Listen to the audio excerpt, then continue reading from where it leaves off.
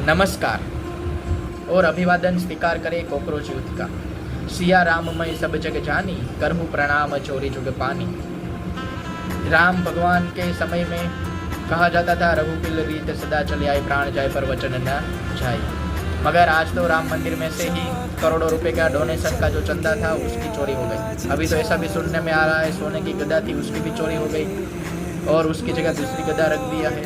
कितनी सारी मूर्तियाँ थी उसको भी सोने की मूर्तियाँ थी, उसका क्या हुआ वो भी पता नहीं है। सब सूत्र ही बता रहे हैं मगर सरकार को स्पष्टीकरण की कोई भी बात की जवाबदेही नहीं है, क्योंकि ये हिंदूवादी सरकार है। और अभी कोर्ट में भी ऐसा फैसला आया है कि वीर सावरकर ने 10 बार माफ़ी मांगी, फिर भी उसको वीर कैसे कहा जाता है वो भी हमको पता नहीं है। और नीट का पेपर के दौरान टेलीग्राम को ऐप बंद कर दिया। मतलब ये सरकार इतनी मूर्ख है कि अगर पेपर टेलीग्राम ऐप पे लीक होता है तो टेलीग्राम की ऐप बंद कर रहे हैं, मगर उसको बंद नहीं कर रही है जहाँ से वो पेपर लीक हो रहा है। नीट के पेपर को ट्रांसपोर्ट के लिए वायुसेना को लगा रहे हैं, वायुसेना वाले तो पेपर लीक नहीं कर रहे। पेपर लीक कहाँ से हो रहा है? जहाँ पे प्रिंटिंग होती है, प्रिंटिंग की वहाँ पे सुरक्षा की तकेदारी नहीं कर रहे हैं, मगर ट्रांसपोर्ट पे मतलब कि जब बीमारी अंदर है तो बीमारी का मूल नहीं निकाल रहे हैं, पर बीमारी की वजह से बाहर जो सरफेस पे जो भी कुछ हुआ है उसको हम साफ़ करने लगे। वो कहते हैं ना कि धूल चेहरे पे थी और हम आईना साफ़ कर रहे थे, वैसे ही हमारी सरकार का काम है। वो आईना साफ़ कर रही है मगर चेहरा साफ़ करने की उसकी कोई भी दिक्कत भी नहीं है और वो करना भी नहीं चाहते, क्योंकि हमको हिंदू सुख लेना है। और हिंदुओं का क्या, मंदिरों का क्या हल कर रहे हैं वो सब आपको पता ही होगा। दूसरी बात है कि 1600 करोड़ का कोयला गायब हो गया।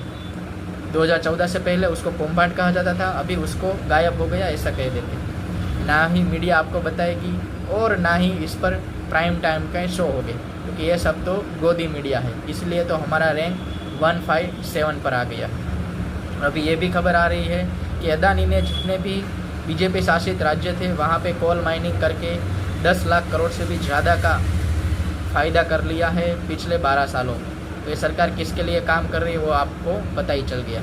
भारत में 1600 लोग हैं जिसकी आय भारत की जीडीपी का 50% से भी ज़्यादा है। मतलब आप सोचिए 1600 लोग भारत की जीडीपी का 50% ओन करते हैं। तो यही है विकसित भारत जिसके लिए आप सबों ने लोगों ने वोट दिया था और अभी भी हम वोट देंगे, क्योंकि हमें तो अभी भी भारत को विकसित बनाना है, हिंदू राष्ट्र बनाना है।